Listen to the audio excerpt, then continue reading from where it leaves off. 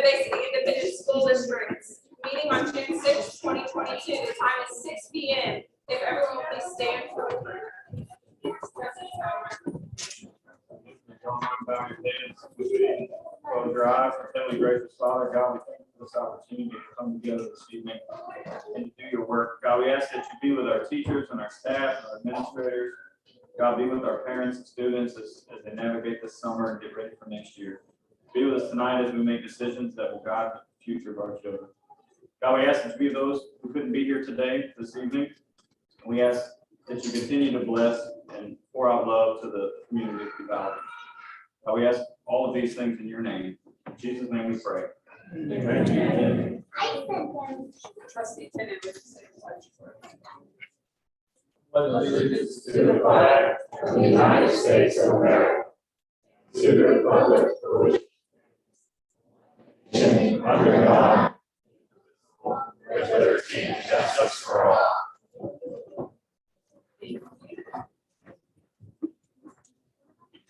I call this meeting to order at 6:01. Please note this is a regular monthly called meeting. It has been posted in the time and manner required. There is a quorum present with 7 of all trustees present. We are going to move on to the next item, which is celebration of excellence. I love seeing a bunch of students here during the summertime. What a blessing. Good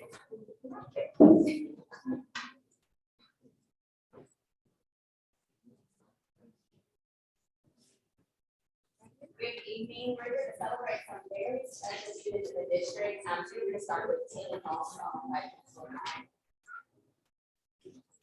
Give the award.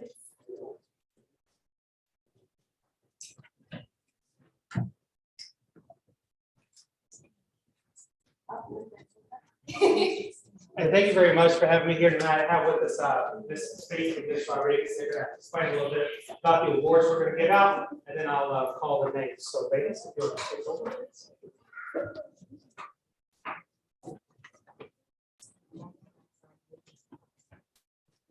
Tell us what the awards are. Awards were for ST Math. Students worked really hard on this program this year. And these students are being awarded this award for completing the most puzzles during the month of April at the Titty House.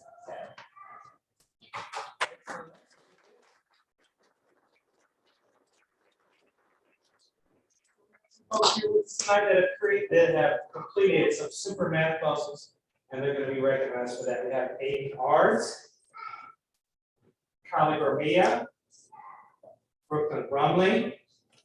Come on down when I call you. Caitlin Campbell, Shaden Collins, Kimberly Barella,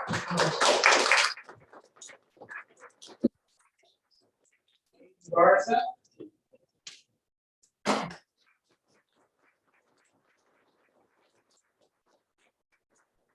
I just want to tell you real fast, Kimberly, I was on the team home 11 days, and every day she asked me if I remember what her name was. Liam Gonzalez.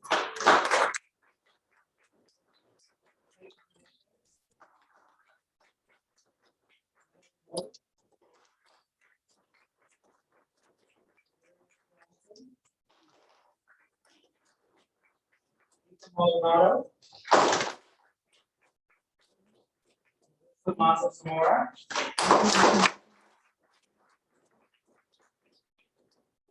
Janaya Prince.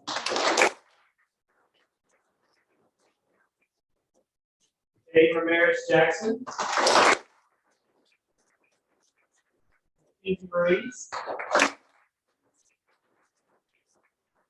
Aiden Slingbuff. John Smith. Maya Teeler. Ricky Woods.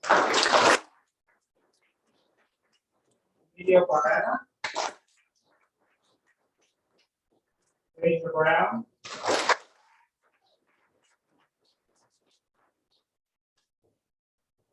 Sydney Brumley. Eva Baramillo. Aiden Garcia.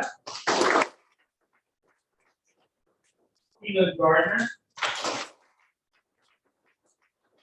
Christopher Gilbert. Paul Gonzalez. Andres Canales. Diana Harrison. Miguel Hernandez. Caleb Marquez. Anis Lucino. Dion Kirkendall. Ward.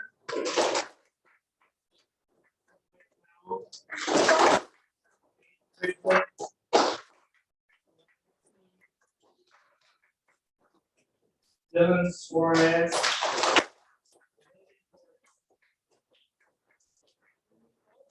ST Math Award goes to Luis Granados Jr.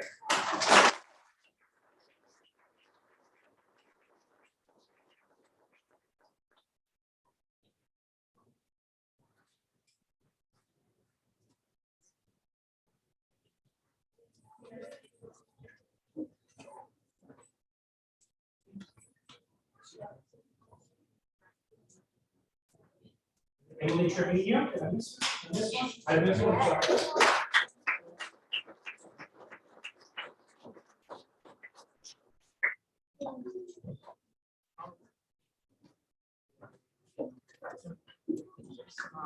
Come on, get some pictures.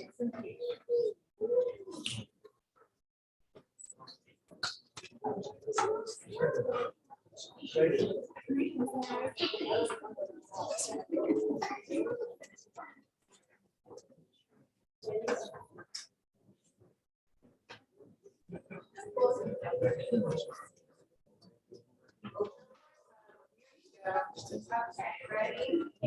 1, 2, 3. 1, 2, 3. Thank you.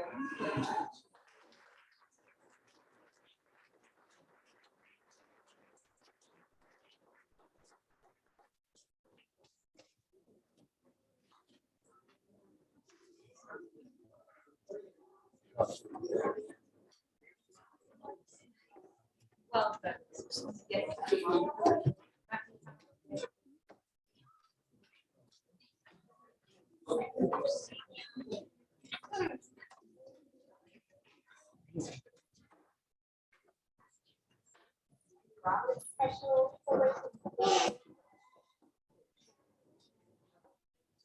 Yeah, all the special.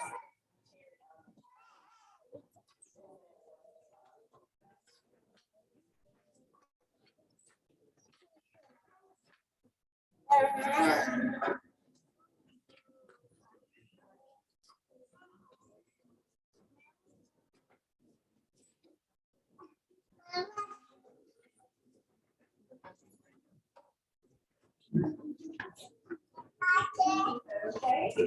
Thank you for joining us, everybody. What we are celebrating for our students at Cherry Elementary is also for our ST Math and Able Bodied.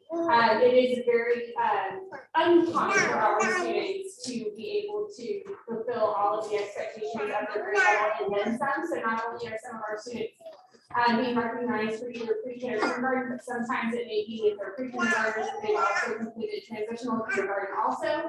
We don't let them go too far beyond their current grade level. We want to make sure that they have the opportunity to make that growth in their grade level with their teacher and instruction. So first we have Roman Castillo for excellence in ST Math.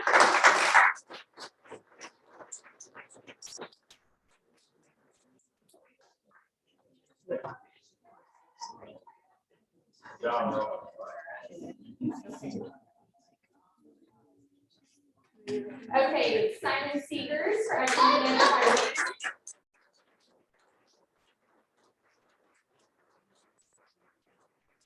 David Sanchez for excellence in English.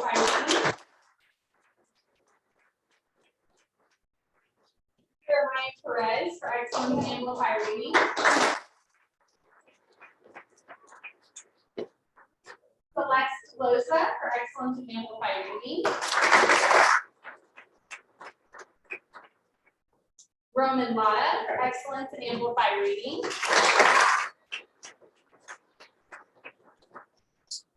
Holden for excellence in amplified reading.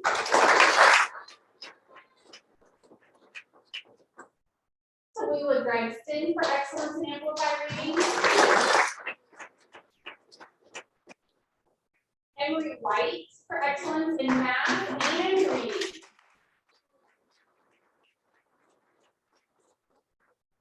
Amir Bree for excellence in ST Math pre-K.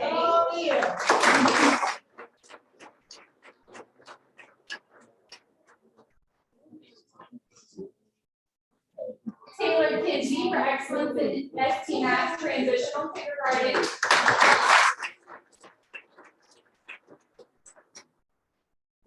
Jagger Campbell for excellence in ST Math pre-K.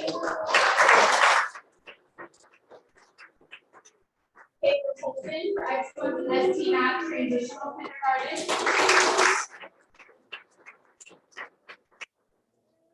Beta Olivares for excellence in ST Math transitional kindergarten. Colton Grennan for excellence in ST Math.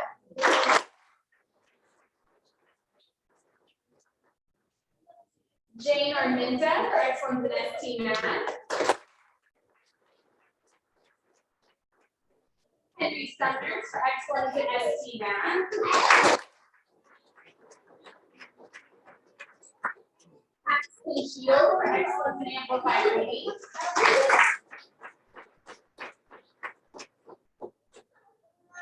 Sebastian Morales for excellence in ST Math.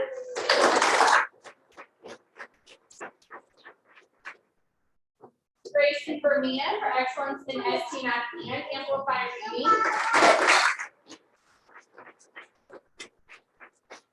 Isabella Solis for excellence in ST Math.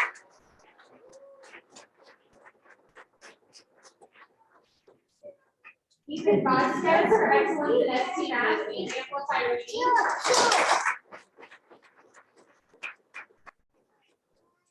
Mary Latoul for excellence in amplified reading.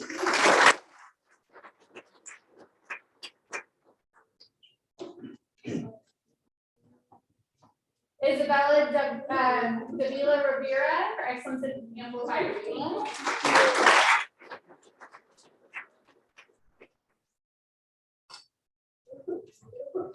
Jacob Wood for excellence in ST Math.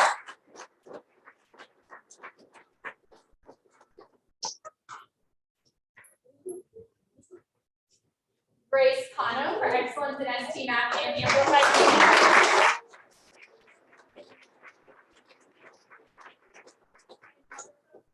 For excellence in ST Math.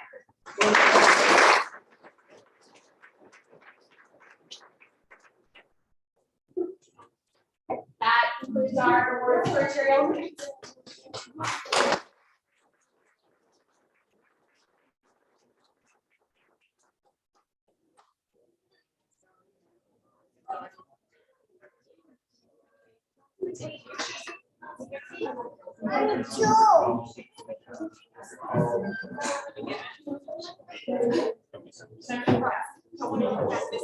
Let's make two rows.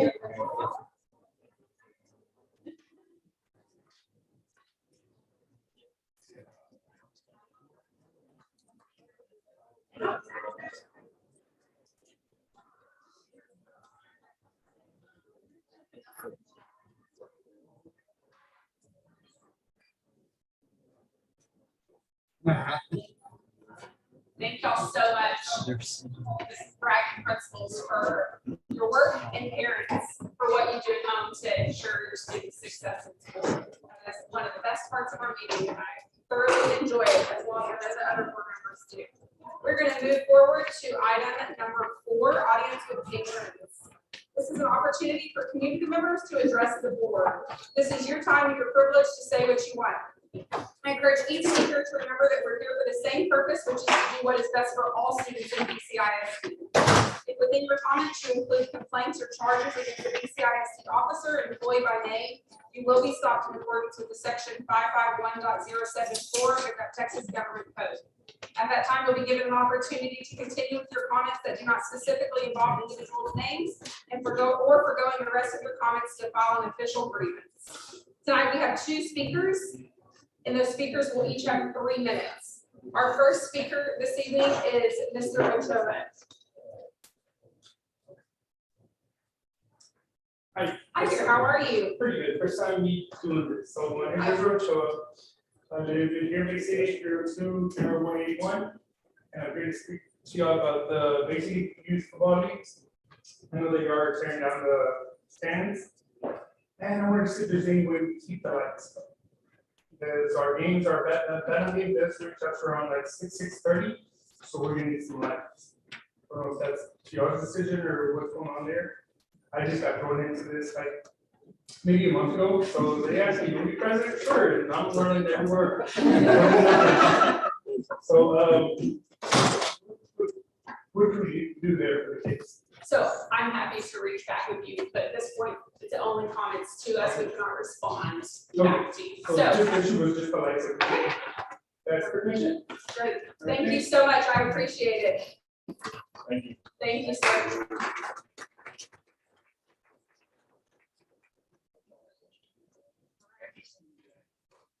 Second speaker this evening is Tanisha Sardina. Is that how you pronounce it? Tanisha Sardinia. Sardinia. Sorry. Thank you. Hello. Welcome. How are you this I'm evening? good, how are you? Doing well. Thanks for coming. Always. A couple months ago, I was right here in this same spot Yes, ma'am. with Nick, and I was mad and upset. Well, I did with a change of teachers and a better environment, and got to stop visiting, getting more involved, and she's seeing other friendly faces. My baby not only has her subject, she mastered both of them.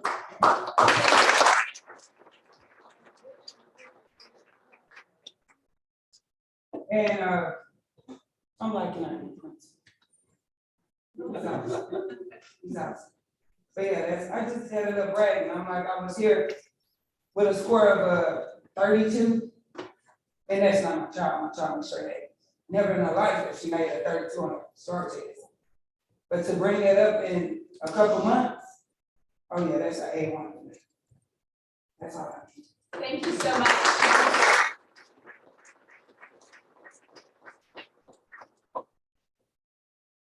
All right, moving on, we are going to take some things out of order on our agenda this evening in respect for people that will be driving back long distance to their homes. So we are going to skip to item D, the resolution of Bay City Independent School District Maintenance Tax Note Series 2022. And Mr. Wilkes. May take the floor. Thank you very much, Louis Wilkes with U.S. Capital Advisors. Glad to be with you tonight and to report on the sale of the maintenance tax note. You have a couple of packets in front of you. I want to go through this one real quick. It's the one that has your logo on the front of it. And just to give you some background on what we've done over the last month or so working with your staff. Page, and I'll go through this fairly quickly. Page 1, they're all bottom right-hand corner of the page. We've got a number This is the timetable of events that we've been working on for the last month or so. We took bids today at 11 o'clock. If you approve the bids tonight, we should have money delivered to you on 6/30, so June the 3rd of this month. Page 3 is just the distribution list of all the parties involved in this transaction, so you have that handy. We also went out, anytime we issue some kind of debt, we go back and get the bonds or the notes rated. So on page 4, 5, 6, and 7, you have the most recent updated rating analysis from S&P, Standard & Poor's, that states that these notes were rated A+. So that is an affirmation of what y'all had before, no change to the rating. Just wanted to provide it so you have the detail if you want to read through the rating and so forth.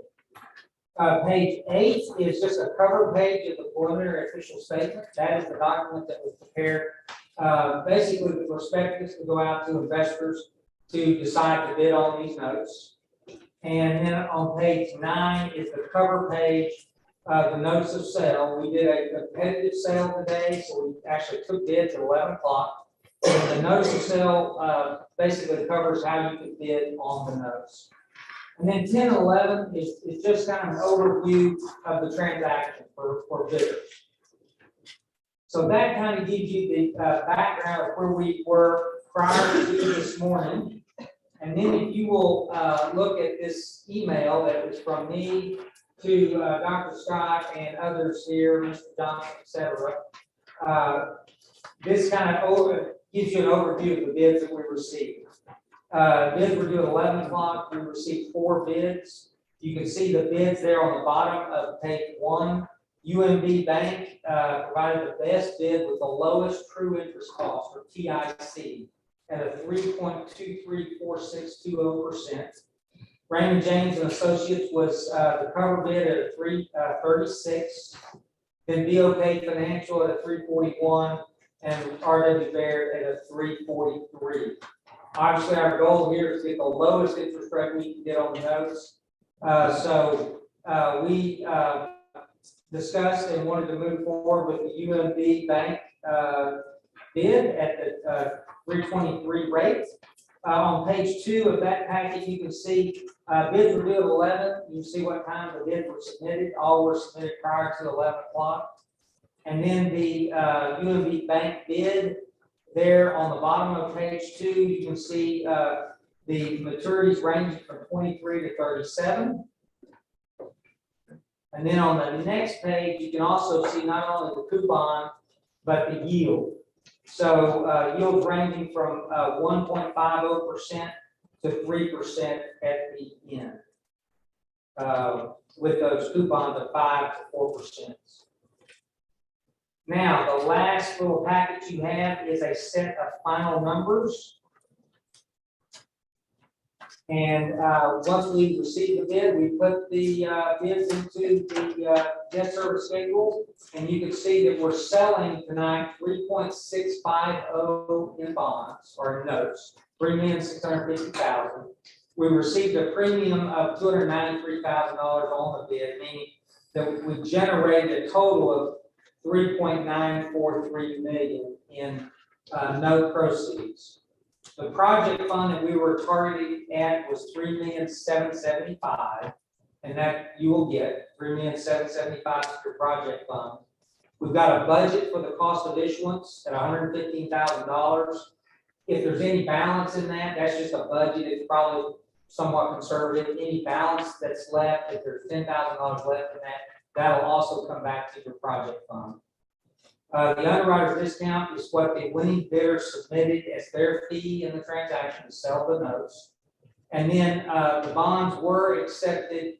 We did get the bonds qualified for insurance. So the A+ rating that we had on the bonds actually got enhanced to a AA rating through Build America Mutual. BAM is a bond insurance company. So the bonds were enhanced to that AA rating. And there's a bond insurance premium for that. That is covered by the winning bidder, though. That was in their bid. The additional proceeds of $4,618 will also go to your project fund. So even though we're only selling $3,650,000, you're gonna get the $3,775,000 to your project fund because of the premium bid, plus those other things we discussed.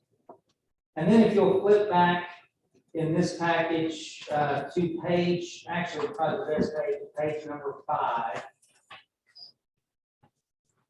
This is the debt service schedule on the notes.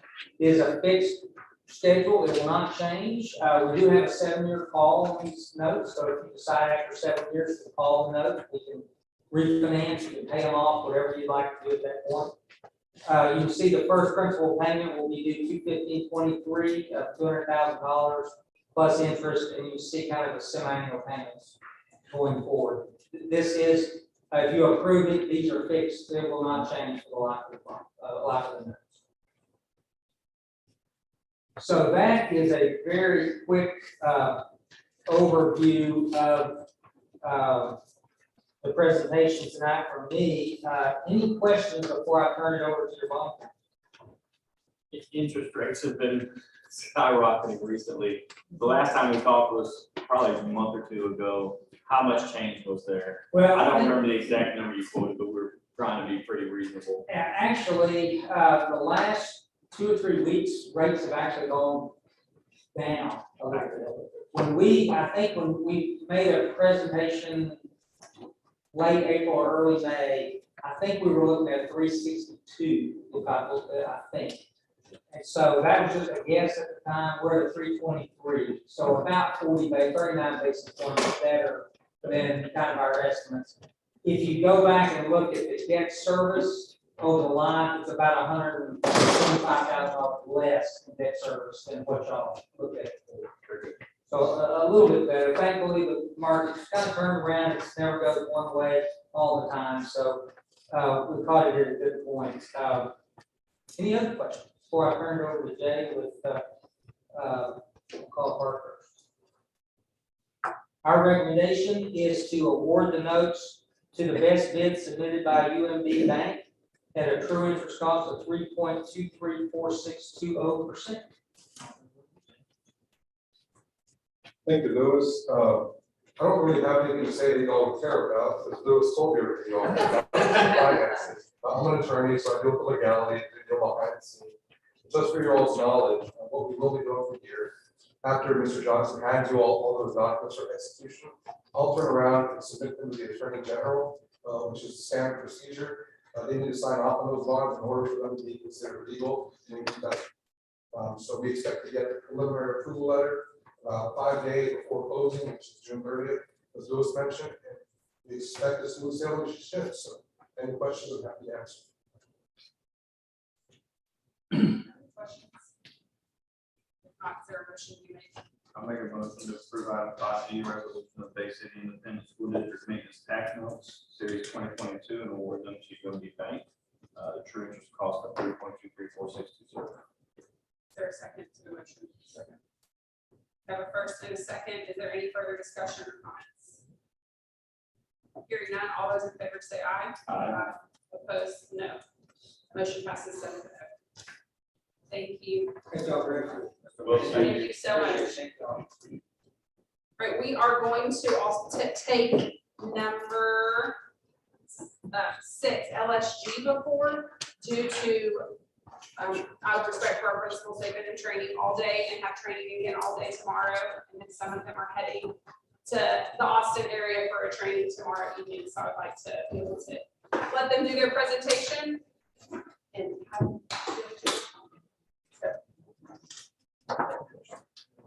thank you, Tony.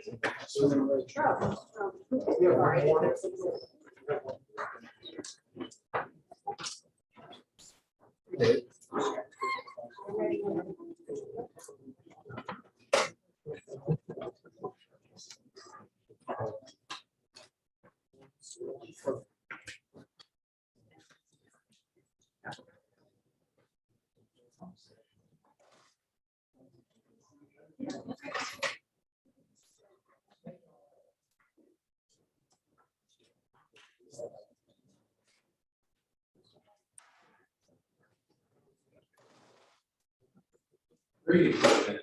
Good to see you all tonight. Glad to be here. Just to start with, last month, Morris Lyon was here in my place. And during that meeting, we had an 83-minute meeting, 44 minutes of that was accounted for school start government. So it's like 53% of the meeting. So excellent. Thanks, Steve. No. While we do this, I would like the record to show Caitlin that trustee Robinson has stepped out. Thank you.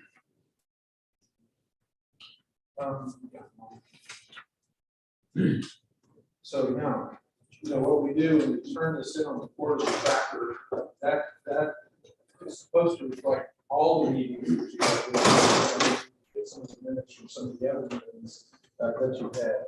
And so what we're going to start out with, we have a couple of reports for you tonight. We're going to report on goals 1 and 2. And so this is some really exciting information. And so we'll call on the principals to report on goal number 1. And we're looking at goal progress measure 1.1. So, yeah, this will be for kindergarten.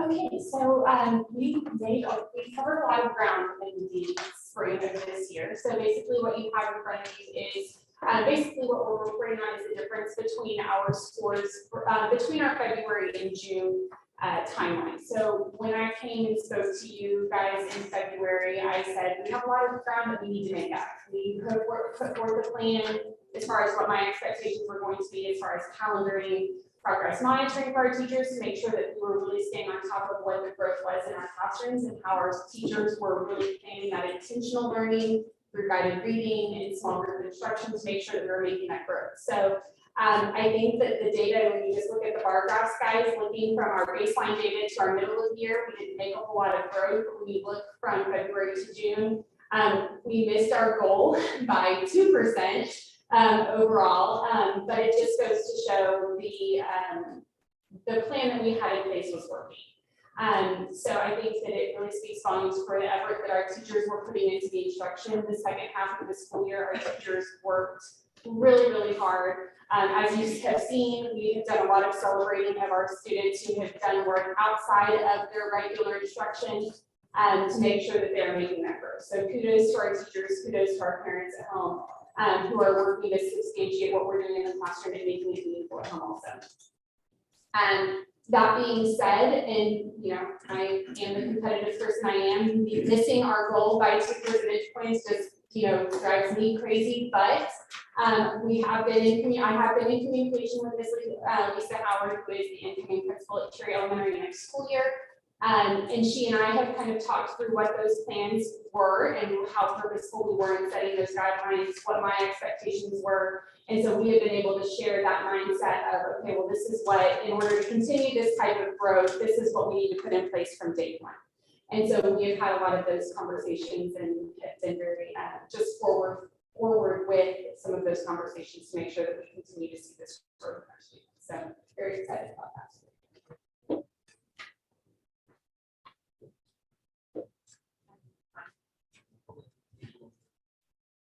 Would it be easier for me to do my 2.1 and then go backwards, or do you want to go?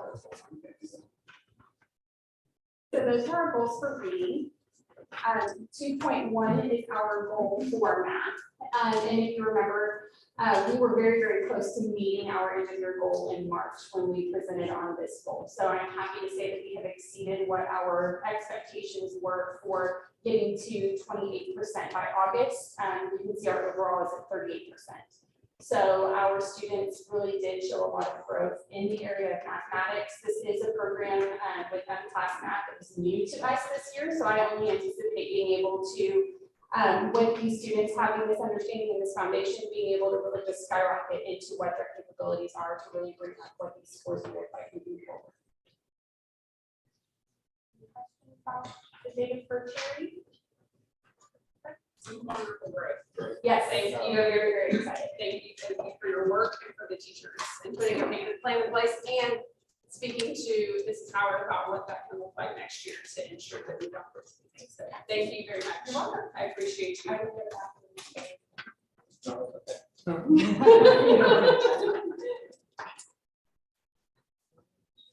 Hey, good evening, and thank you so much for changing things around so that we can speak. We've had a really great day in overtime, looking forward to tomorrow, and just definitely wanting to grow a test this week as we grow in our principalship. I'm excited to go with a lot of our principals from the district, so thank you for accommodating us. So we have some great growth, super excited to share with you. Our teachers have worked harder than ever, we know that, and you can see from the data right here. Just remember, we were looking at gaining our 20% by 27, gaining from 26 to 46%, and we're looking at the means category, not even the approaches. When we started aligning it to the STAR test, because that's how we want our teachers to, get that same accountability, because we share in city homes, therefore we want to make sure we're using the same verbiage that city homes does. So not all we're looking at approaches, but actually means. So you'll see that we went from 26% in the fall semester to 51%. And I'll tell you, it's huge kudos to the small group reading. And I know that the people in front of us, like this morning, Dr. Scott, don't get all kudos. They help support us with giving us the manipulatives, getting us all the different guided reading. Really and truly, I just have to sit here and tell you that we are definitely moving in the right direction. Our teachers, we rarely get to ever tell them no. They know that if they ask for something to help the students, we do it for them. So I just want to make sure that kudos to everyone that is helping us at the building level for sure. Any questions about first grade? Wow. I know, but I can tell you, when you go in for teacher walkthroughs and everything, they're on point. Like reading groups and math groups are non-negotiable. And we're definitely seeing those for sure. Every group across. That's great. Big time, yes. Now, second grade is where we struggled all year. A lot of that we kind of put back a little bit. We don't have certified bilingual teachers in second grade. So we did see our kids that were definitely in our ESL classes. They did, decline some of them, but they did end up pulling up a lot of growth. But we did do a lot of extra things this spring semester. We hired a tutor to come in and help pull groups. And then we've also definitely been giving them instructional coaching. We've also been supporting them with us going in coaching. Mrs. Gardner, Ms. Beakley, and myself going in and facilitating the different learning blocks and everything. And so we did not meet our mark on this one with Turks, but we did make sure any student that was still below grade level, we sent letters from our school efforts for every single student that did not meet adequate growth. There's a lot of those parents I called personally, and I tried to beg them, and I told them, like, house bill 4545 is still going to be there when they get to third grade. You've got to catch these kids up now. And the majority of them did change their mind and did send their kids. So we have all the kids that would come, we're taking them, and they're doing great. The teachers are having a great time just, teaching things a little bit differently to those kids. Ms. Gardner, instructional coach, and I always have to give kudos. She made sure that those groups were definitely facilitated by their scores, so that we didn't have kids kind of ranking. Yes, they're all below grade level, but now we're looking at our students that need more help in certain areas, so we differentiated it by the different skills in class that they were lacking. So definitely on the right path and super proud of it. So that's reading. Any questions? Anybody have some questions tonight? I just have a comment. I know we didn't reach our self-imposed goal of goal progress measures, but if you look across there, there's only one subgroup that we didn't have movement on, positive movement in the right direction.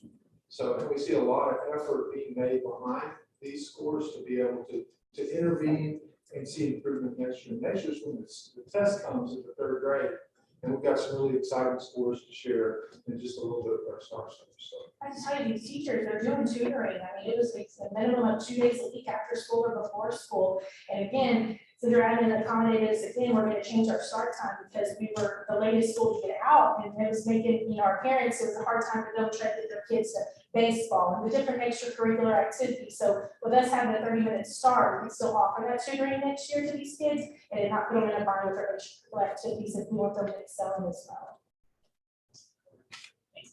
So we're going to goal 2 and we're going to 2.2. All right. So math, oh my goodness, could not be more proud. I can tell you it's going to shift with our teams and definitely doing math groups. We've been doing reading groups forever. We've been trying to do fluency forever, but math in class, this is the first year that we've used it. We've had STAR 1 in the past, and we've really loved it in class. It takes more time, but it's definitely more valid, and we can definitely use the data with fidelity. And so here you'll see in first grade, again, they rocked it out of the park from 8% to 41 in their meets. And so they did absolutely phenomenal, but again, I'm gonna go back to those weekly walkthroughs, when I'm in their classroom, they're never not on schedule, they're not ever not doing the small groups, and again, it's just a big part of it, their direct teachers is doing wonderful, so definitely proud of everyone. And then for second grade, from the Typo on the marks for the matter. 75%, and then down to 27%. I would have to. All of your other scores are like all trending in the Right, right, they but probably- every now and just kind of. It probably is. There were a couple different one of the Excels, and so I could have to figure out which one, because we share different ones, so it might be, but I will definitely check them and Dr. Scott and I'll looking for it. So then for second grade, again, they've been doing phenomenal, and the second grade teacher will tell you it's been a harder shift for them to really do math small groups, and so they'll tell you it's come a long way. So they barely, but they did, and we're going to celebrate. Super proud of them. So they did an increase theirs from 8% to 33% of them. So kudos to all of them. And I'll tell you today, OHI, the teachers, Dr. Cook asked, but talk with your groups. What's one thing we can take off their players? What's one thing we can get rid of? And the number one thing that I pushed this year that I do not believe they don't want to take away is the data folders. Seeing the progress of the students' data folders, and nothing was more impressive than what Dr. Scott was wanted, Commissioner Ryan, when those kids in first grade could explain what their data meant. So that's one thing I'm super proud of. Great. Any questions? Awesome. Amazing. Thank you so much, and thank you to the staff. No, yes, absolutely. And just your professionals.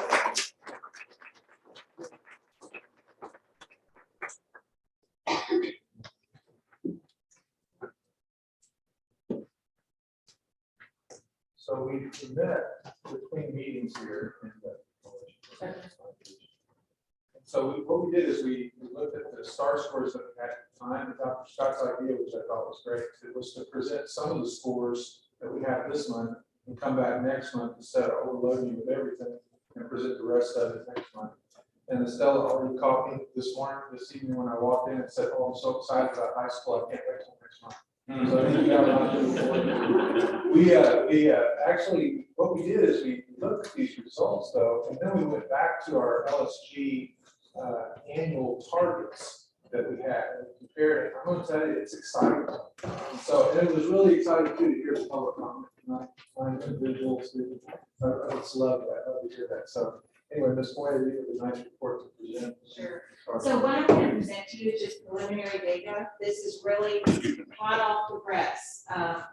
TEA started posting our preliminary data in our online portal last week, and we've been disaggregating.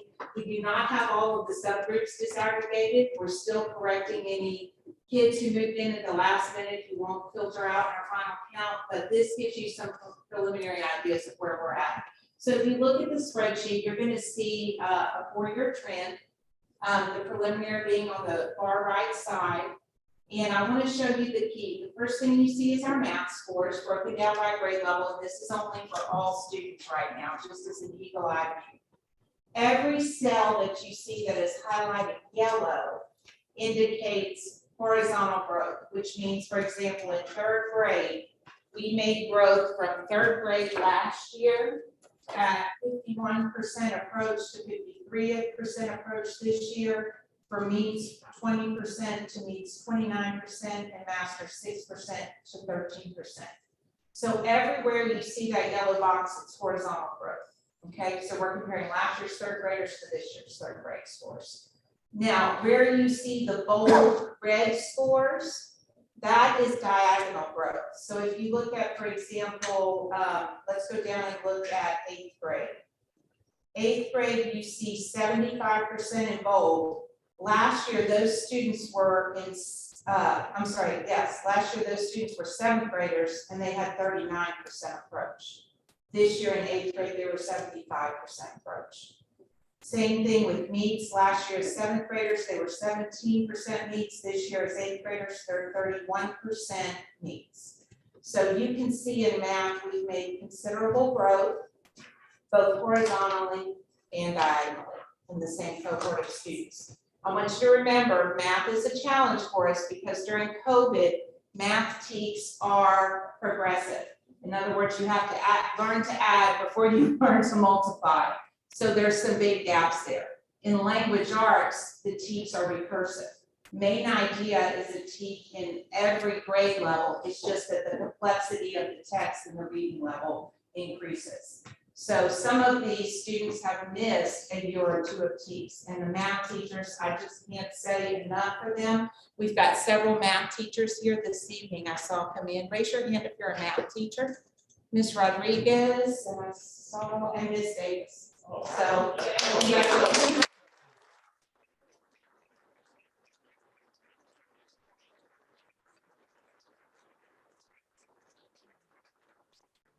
No, I'd like to point out, if you look in your goals, your board goals, that surpasses your board goal by 4 points. Yay.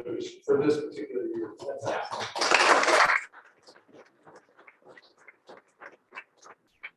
What I really want to show you is where we really proud of reading. If you look at reading, you see a lot of yellow and a lot of red. So again, everything yellow is horizontal growth, everything in bold red is diagonal growth, where you're comparing the same number of students. And what is especially exciting to me is that amidst all of this growth, we also have some teachers and some students that actually have surpassed the level of achievement that they had pre-COVID in 2017-18 in reading. So that is beyond exciting. If you look at 5th grade reading, they're at 71% approach, 48% means, 32% masters, and track all the way to the left to 2017-18. They outdid themselves even before COVID and all about virtual learning. So very excited. 6th grade, very close. We made a little bit of growth there. 7th grade, if you look, we have never had 75% approach before. So fabulous. Same thing, 8th grade is almost, they're only 2 points away from where they were pre-COVID. So very exciting growth in reading. It's great. Thank you. And on your goal number 2, which deals with reading, this exceeded your board goal for the year by 2 percentage points. So that's awesome. Do we have, I think we have a reading teacher here, Ms. Pink. Ms. Pink is a reading teacher here.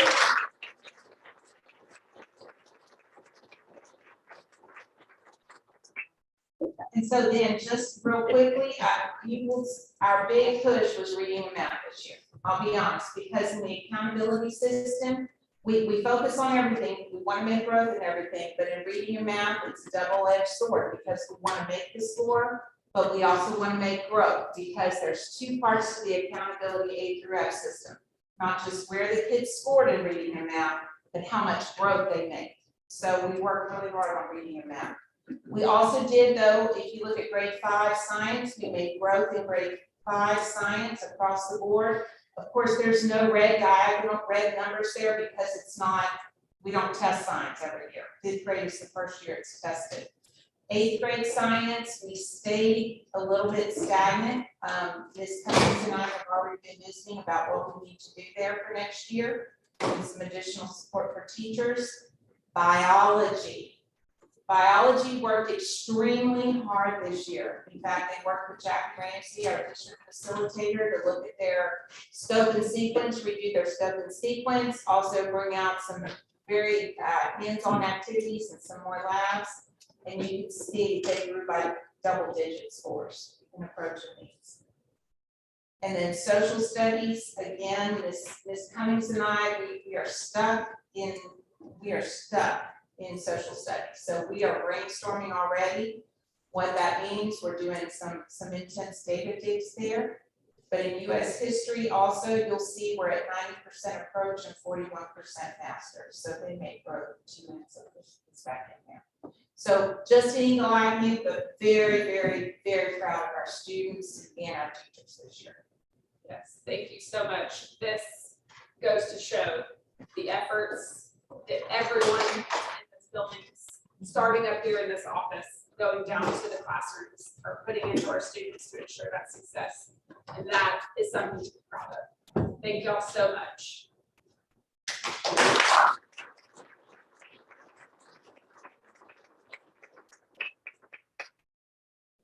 So one of the other things that we wanted to do this month was the superintendent constraint about attendance. And the goal that we set was to improve attendance from 91% to 94%. We just fell a little bit short of that. And so in the last couple of 6 weeks, those are the figures I was able to plug in, just short of 92%. And I can tell you just around the region, that's attendance rates are low, but when you're in the 90s, you're probably in the top 10 to 15% of attendance rates around the region. So it's not what we wanted it to be, but it's a good place to be given the circumstances we face this year. And then we had another constraint too that we were looking at. And this was the superintendent shall not allow a month to go by without visiting each campus during student activity or lunchtime. And so during the month of May, Dr. Scott was able to get into campuses at least 3 times per week per campus. So we're glad to report on that. Actually, I want Marissa to testify a little more than. Yeah, I was really wanting to know what I was doing so wrong because it was like every day I was like, oh, you're back again. Probably, maybe on our campus 3 times during the day. It was 3 or 4 times one week. I was like, okay, this is so much more. So really some nice results and some good things. Now, what would have happened had you not set some goals? Might you just wandered around and maybe not achieve what you hope to achieve? So having goals set by the board and followed through by on the administration, I think that's really good practice. Now, last month when Morris was here, he had mentioned to him that he'd like to have maybe a PowerPoint that could help with community engagement presentations. And so he and I are working on that. We're going to have a kind of a brief slideshow that we could insert some basic data into. In fact, we're going to be using it with all of our districts. We're going to have 8 districts in the system this in LSG next year during 22-23. We do have team building scheduled for this Thursday evening, and I hope everybody's going to be able to make it. What we're going to do is cover Robert's Rules of Order, and I think that's going to be super good to help you guys streamline your meetings a little bit and stay focused. It's just a really good process. And then we're going to look at roles and responsibilities. What's the role of the superintendent?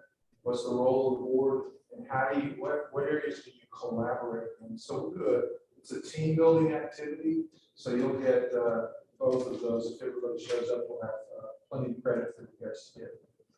Now, we're looking at one of the things Jill asked me to put on this agenda is LSG services for next year. So we have sent an MOU to the district for LSG coaching services for next year.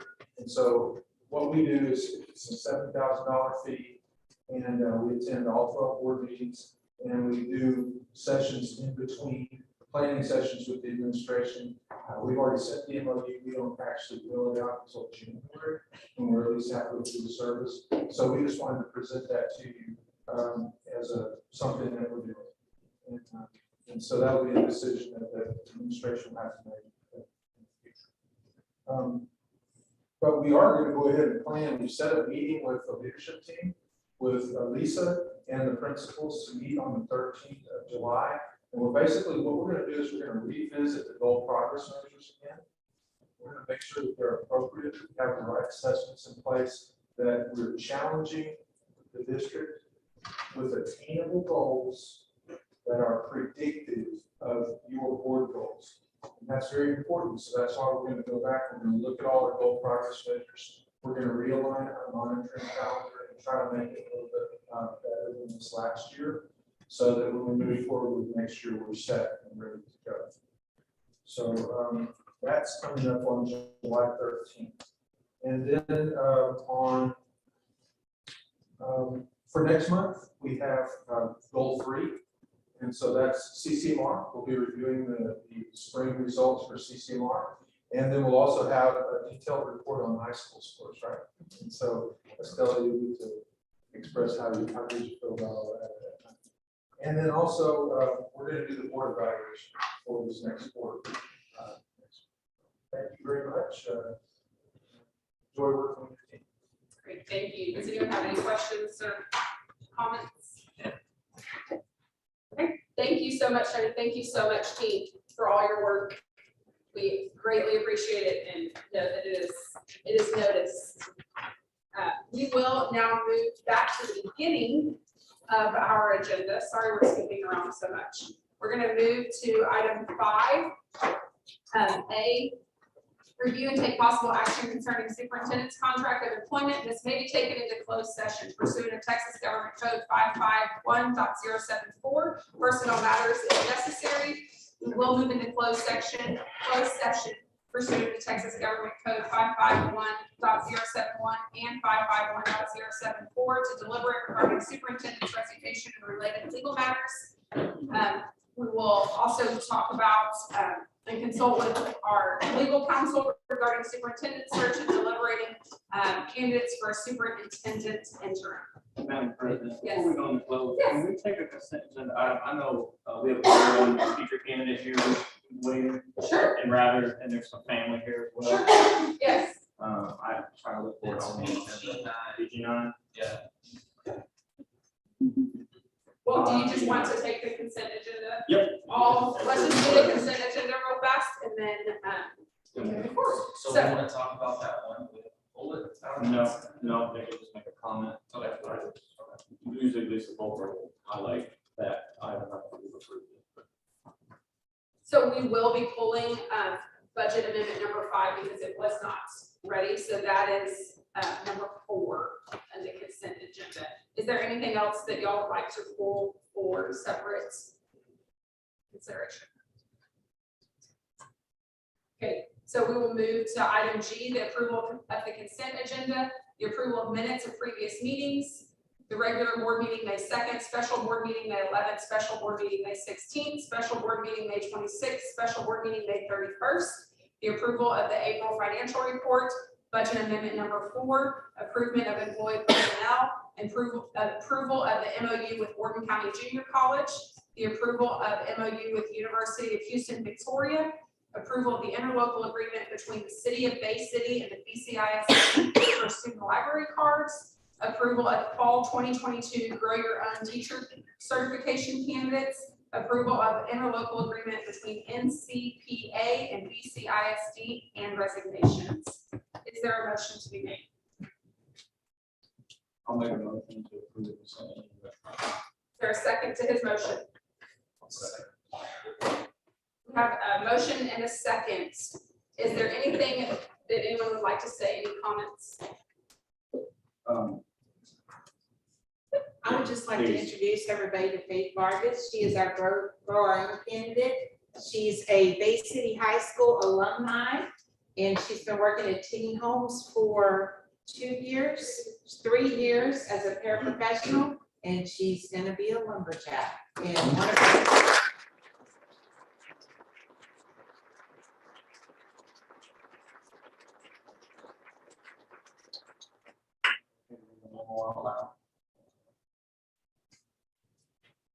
So from Lisa Bolmer, subject Grow Your Own applicants fall 2022. Faith Vargas was elected from the interview committee as the Grow Your Own candidate for the fall 2022. Faith has been a special education paraprofessional at Teeny Homes Elementary for the last 3 years. She's attending Stephen F. Austin University and is obtaining a Bachelor of Science in Interdisciplinary Studies, BC through 12, with a concentration in special education. She is projected to graduate in the spring of 2025. The interviews for Grow Our Own took place on Monday, May 16, 2022. The committee was made up of Lisa Bulmer, Deborah Cooper, Jordan Crosskoff, and Stephanie Rodriguez. So Congratulations.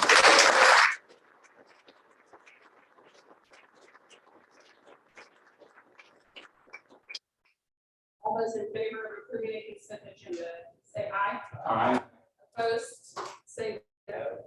Motion passes 7-0. Congratulations.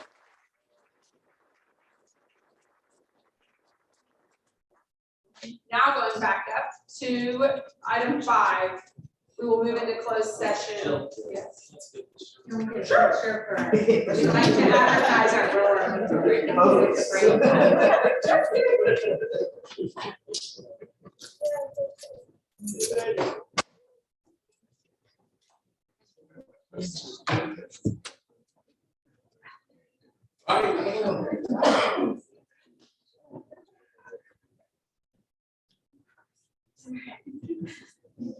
Okay, ready? 1, 2, 3. 1, 2, 3. Thank you.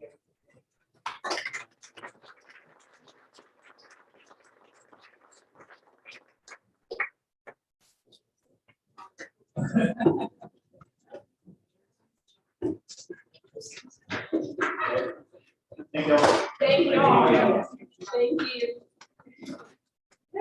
Congratulations. Now, we're going to take item 5A, review and take possible action concerning superintendent's contract and employment. We will move into closed session pursuant to Texas Government Code 551.071 and 551.074 to deliberate regarding superintendent's resignation and related legal matters. Under those same codes, we will deliberate with our legal counsel regarding superintendent search process and deliberate regarding candidates for an interim superintendent. Closed session will begin at 7:01.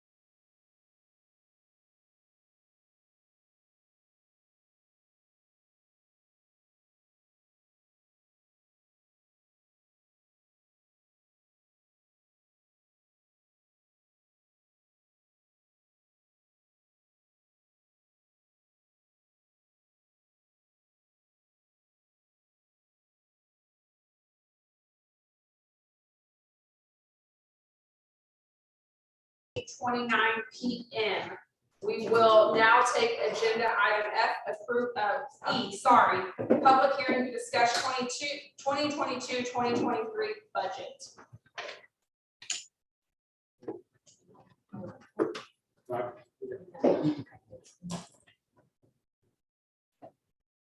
Good evening, sir. How are you? I'm good. How about y'all? Doing well, thank you.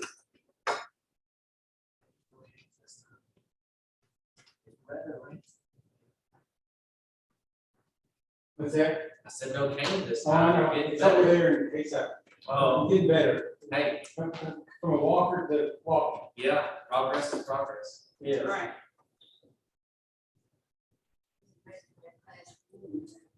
That's right. I'm not carrying you around. Yeah. Then Marcy graduated with the facility.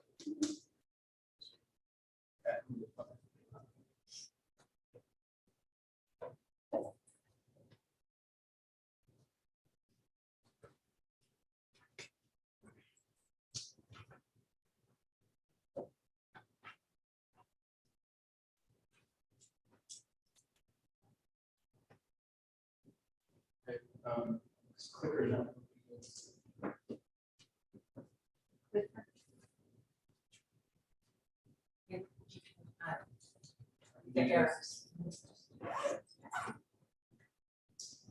I think we unplugged it. Oh, you unplugged it? Okay, that's good. Yeah, they locked it. Good. Okay, good evening. Thank you. The next slide is like a local budget summary. Like I presented the last meeting, and on the local budget summary for the revenue, this first column is with no raise, and then as you go to left to the right is with the different potassium models added. So the first column is with no raise, and our revenue would be $35,114,400. And then our total M&O expenses for this year's budget, without any raises included, would be $35,286,000. For starting off at a point where the deficit of only $172,000. And then I'm projecting a fund balance at the end of this year of $10 million. So therefore, with no raise, my projection would be the fund balance would be $9,827,000 for M&O. And interest and sinking is the next part of revenue, which is payment of bonded debt. So our revenue would be at 45% for INS tax rate. Our revenue would be $7,247,000, and our bonded debt payment is $7,207,000, which would be a surplus of $40,000. So our fund balance in INS at the end of next year projected to be $2.9 million. INS. And then on the right, as you go across on the scenarios, model 1, 2, 3, 4, and 5 potassium models. Model 1 basically is a 1% increase, the salary increase for all employees. Model 2 would be 2%. Model 3 would be 3%. Model 4, 4%. Model 5, 5% for all employees. And the fund balance projected with those scenarios would range from 9.5 million for model 1, 9.3 million for model 2, model 3, 9 million, model 4, 8.7 million, model 5, 8.5 million. And then what I have here is that the next slides are the adopted budget from last year compared to what the budget is for this next year, with no raises included on this scenario with a function and object. And we also adopt, I say this each time, but it's worth repeating, adopt the budget by function. So, for example, and on this adopted budget from last year that's on here, do not include, there was no extra funds included. This was a local budget.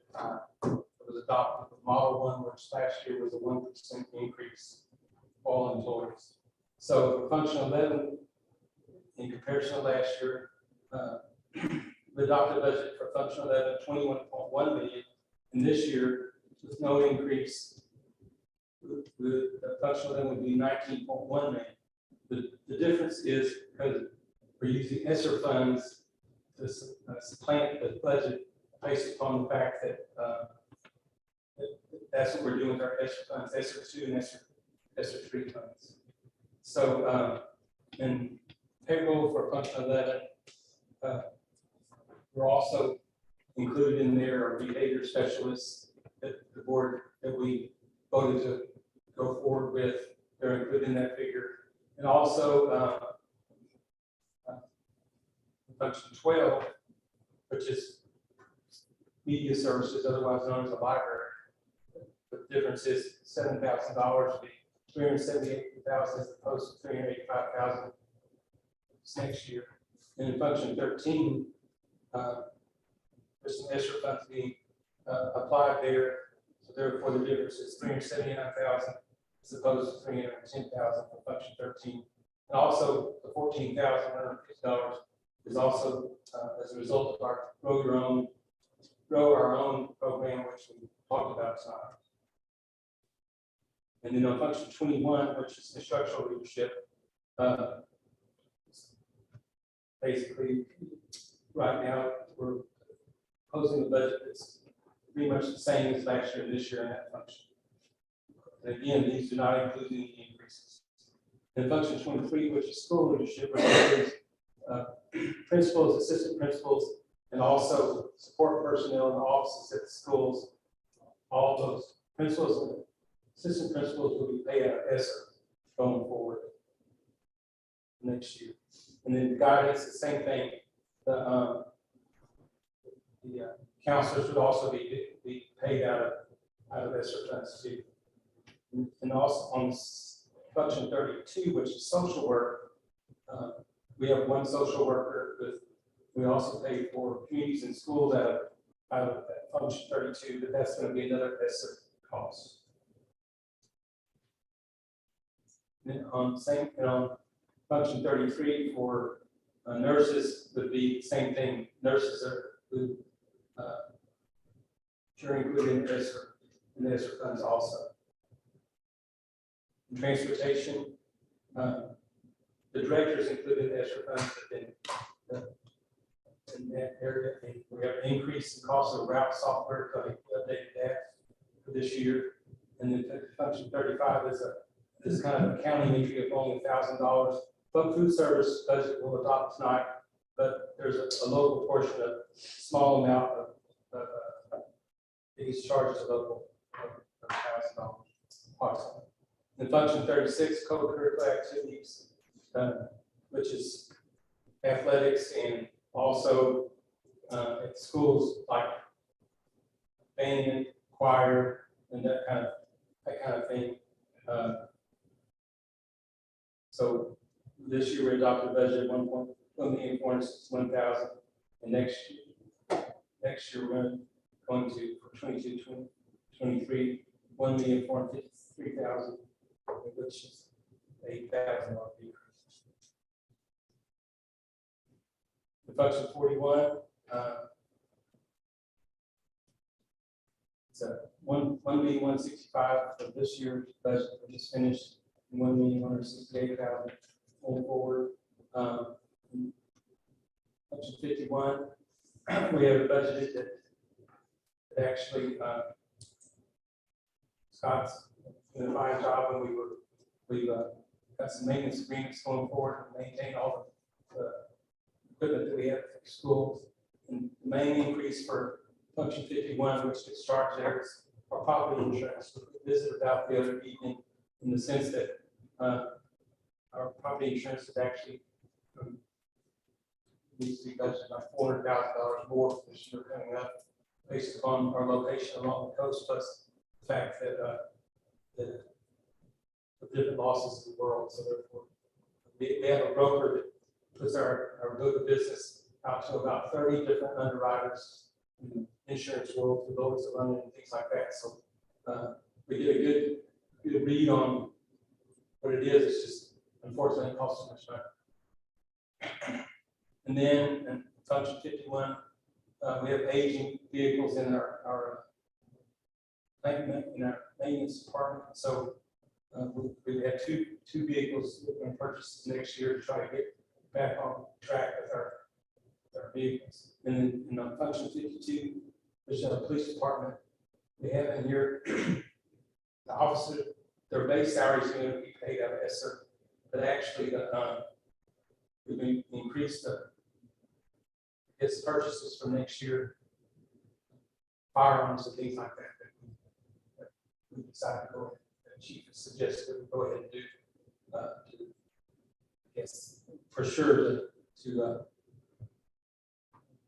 say that, rather than just try to have as much protection as we possibly can going forward in light of what's going on in the world as far as school district violence. And then also, we haven't bought any vehicles for the police department in 4 years, so we have 2 vehicles in there. And then function 53, it's some employees there in function 53 will be paid out of ESSER. Plus, David's doing an upgrade, a network upgrade and network equipment to start a server project in July. So before that, those items are. And then function 61, which is community services, public information system, not system, public information department, but we added additional FTE there for next year. And then our debt service, I have a schedule here in a minute, but our payment on our local debt service is increasing about $500,000 going forward. It's because of the maintenance tax notes that we adopted this evening, which all adopted this evening or approved. And also state SECO project was the State Energy Conservation Office loan that we did. We started this year. We're going forward with that. That's where they did control work, where they increased the HVAC control ability at high school, and which will tie in with all new schools. We're also on the projects with this famous tax note. We're also going to be able to bring Cherry School up in that program, and this building too. Yes, sir. So really, we'll be all under the same control. You'll be able to monitor and be able to control the temperature in the rooms, huh? And lighting. And lighting, like that. Is that the one that Scott was talking about earlier this year? Yes, that's correct. And then also I have on here, but as you brought up last meeting, but I went ahead and included it again to this presentation. Model 1, cost of Model 1 would be $329,075, which is a 1% general pay increase. The estimated total increase to be 1.4% because they're based upon a midpoint for different job categories. The cost of Model 2 would be $561,302, which is a general pay increase of 2.2%. In actuality, when it's all calculated by TASB, the total increase for the whole budget for this particular model is 2.4%. And this 3% cost of $816,490. Model 4 is $1,037,603. Cost of 5 is $1,274,583. Then we also adopt a food service budget at this time, of which we show a $79,000 projection for income for next year, income over revenue over expenses. We have a gigantic healthy fund balance in that food service program. Prior mainly as a result of COVID. We received quite a bit of funds during COVID, but then that's why our projected fund balance is going to be $500,000. I talked to the end of next year, talked to Mildred, and she's got some plans. She needs to replace some things at the high school that 20-some years old, some things that are needed that would be wonderful to use some of that fund balance. New walking cooler, things like that. I'm not going to give you a list of that sheet. Then on this is just a summary of the debt service that compares from one year to the next. Currently, at the end of this year, in the year we're just completing, our total bonded debt is $123,475,000. The year that we just completed, we made a $7,200,000 payment. And then for next year, the payment's approximately the same, $7.2 million. And then M&O debt, which is local debt, we call it local debt. This includes the estimate of payments for the Lewis Wilkes is about this evening. And then so that's added on here as an estimate for the next year's budget, this year's budget, and next year's budget. And then also, that's what you approved this evening. And then CECO project, which was approved also the previous year. Previous year was finished $164,000 thing. So therefore, our M&O debt, function 71 debt, increased about like 500,000.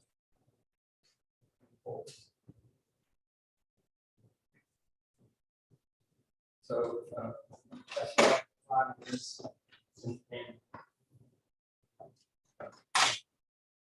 This part, and so presenting the budget, and now we discuss the next item on that.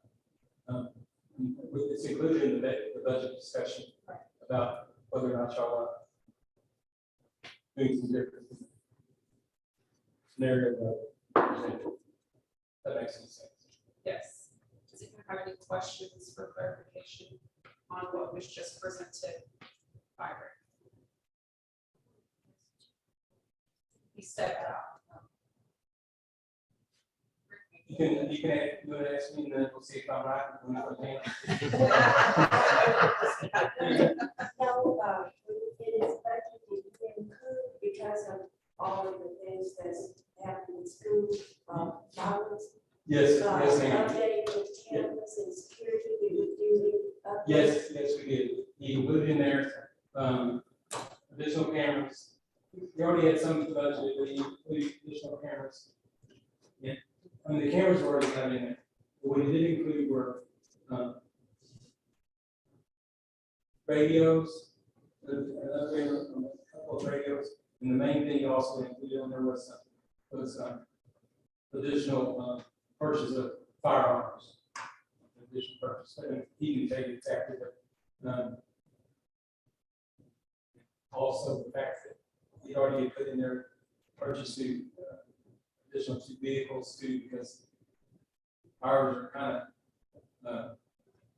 we actually felt very strongly that we do a rotation of the vehicles because we have some that are a couple of them are rather old, and so we need to do that. But we did add about $20,000 in there, or $30,000 in there to beef up our supplies and things for security. Yes, but if you want anything more than that. Good, yeah, it's included. What he asked for, not asked for, what he's sent up, it's included in his budget. We probably talk more about security. And the other one's just about Scott, so I want to make sure that we talked and that's about the control system. Because that's seal freezing. Chief's jacket. But that was one of the things. Yes. Other thing that I wanted to ask you, I don't know if it's included, just a little thing, I've asked for the information, but it's not going to be done until I get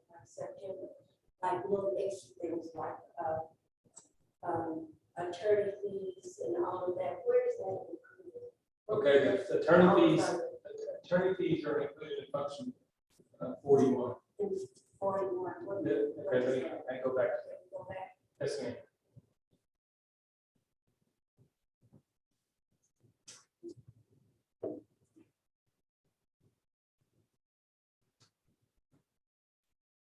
It's included in that 6,200 account, the one where it's increased 43,700. But a portion of that 43,700 is, it's interesting, it's okay, we have the prior year, we have a safety consultant that would do safety meetings for the district. So the prior year in the budget, it wasn't, we did it virtually during the COVID times. So this year, in January, started going back to the model where we had safety meetings for all the departments and have that schedule. So that's for the current year's range. So this portion of this 43,000, they're about a little less than half of that. It's going to be for the safety program that we used to pay for, that we didn't pay for last year because of COVID. And now we're going forward. And in fact, Jordan and I are going to visit with them. The normal guy that used to do it, not normal, the guy who used to do it before was from San Angelo, named Rodney Sykes. So now he's pulling back more close to West Texas. So Jordan and I are going to visit with another company about doing our safety program. Now, ASB supports us on our safety program, but I feel, and we'll maybe come to this conclusion, that we need a little bit more than what TASB does. So that'll be paid up for out of that. But as far as the attorney fees, that's where they go. It's embedded in there. That's the office, a lot of things that's free. Right. So you use TASB a lot more. Well, we went with this other company for 20 years. Another group. It's called HR&R. In fact, we started with them not before I came to work here. They involved in Bobby Kimball.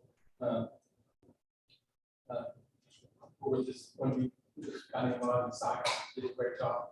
And so therefore, we haven't made any decisions. We have, yes, TASB. There's some, the TASB does offer a lot of things that are free that are included in our fee that we pay.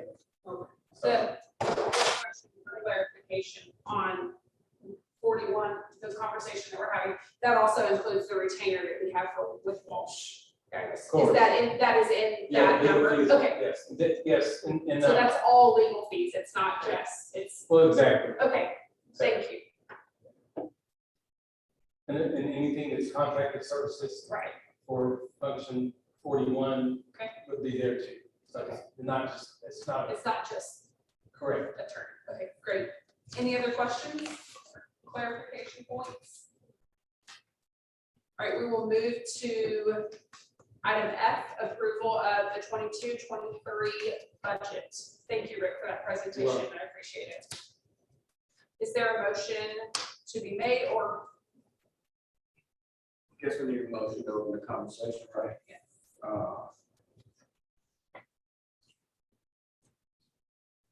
We need to specify them all. Yes, we do. So I'll make a motion to open the budget with the model race number 5. I have a motion on the table. Do we have a second?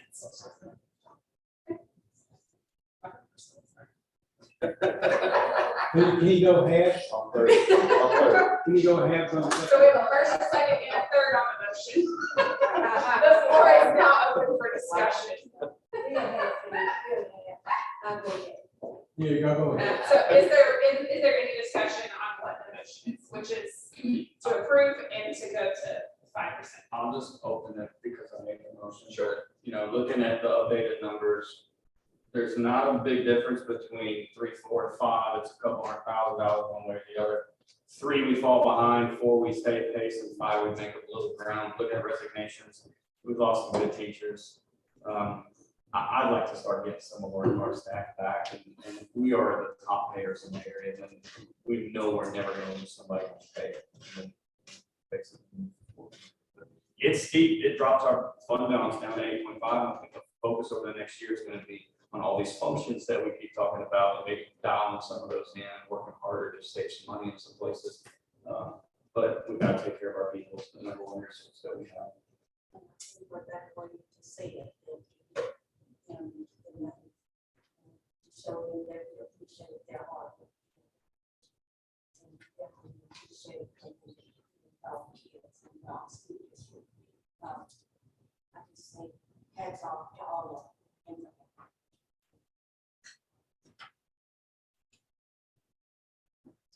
Any other questions or comments? Oh, we agree, oh my God. Yay! Oh, yeah. Are there any other comments or questions? We always talk about how, you know, we have the teachers back, and have the staffs back and all this stuff. And it's kind of like what we say at work, got buy me breakfast, or buy, take me out for lunch is all well and good, but how you really tell me you appreciate me is not. So after the year that they just had, they just had, I think, fell away. They'll even roll after been preaching for so long, with back to back, with your feet, like, we have to do. That's it. I agree, 100%. I mean, I think it's just like Jim said, we need to do it because it's the right thing to do, but we can come back as a group and try to figure out how to balance this and how to, you know, two additional.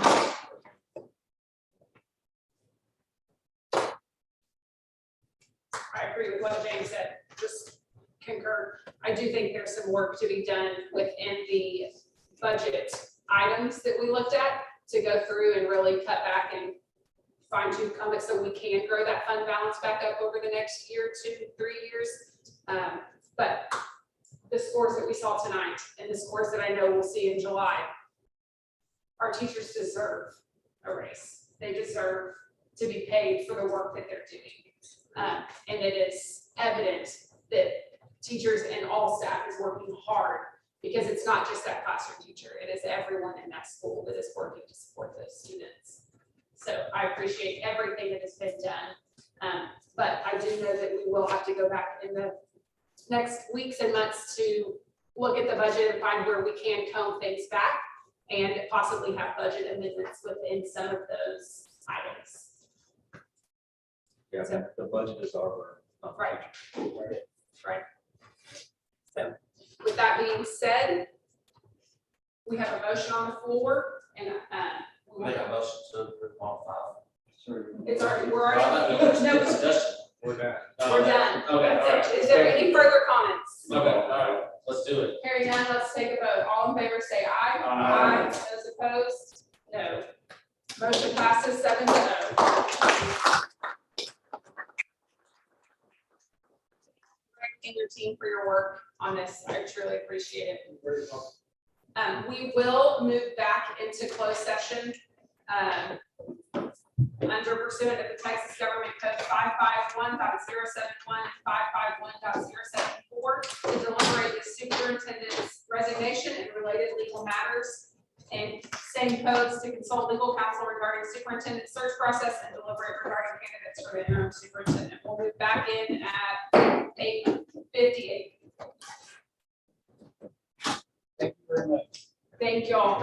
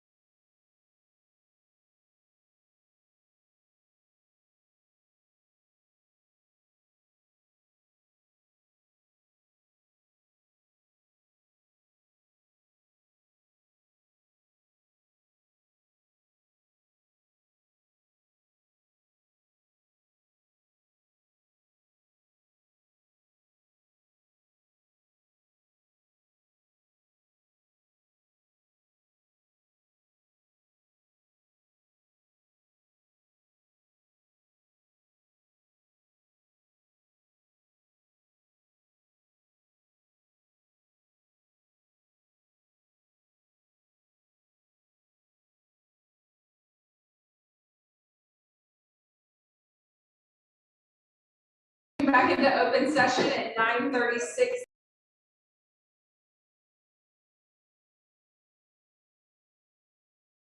To approve the resignation agreement. Consider and take possible action to hire an interim superintendent. Are there any motions to be made? I make a motion to approve the resignation agreement between Bay City ISD and Dr. Marshall Scott III, based on terms discussed in closed session, pending approval by Dr. Scott and to authorize board president to execute the same. Is there a second to the motion? Is there any further discussion or comments? Hearing none, we have a motion on the floor. All in favor, say aye. Aye. Those opposed, no. Motion passes 7-0. Moving on to consider and take possible action to hire an interim superintendent. Is there a motion to be made? I move to hire Ms. Terry Watkins as interim superintendent beginning June 16th, 2022. The ISD and Dr. Marshall Scott. Is there a second to the motion? I have a first and a second. Is there any comments? Any further comments? Hearing none, we have a motion on the floor. All in favor, say aye. Aye. Those opposed, no. Motion passes 7-0. All right, thank you all so much for the work and the presentations this evening. Thank you for the scores that were presented to us. Absolutely. And look forward to continuing the work in Bay City. Is there a motion to adjourn? Trustee Robinson has made a motion to adjourn. Is there a second? I'll second. Trustee Nunez has seconded. All in favor, say aye. Aye. Those opposed, no. Motion passes 7-0. Have a good evening. First, second.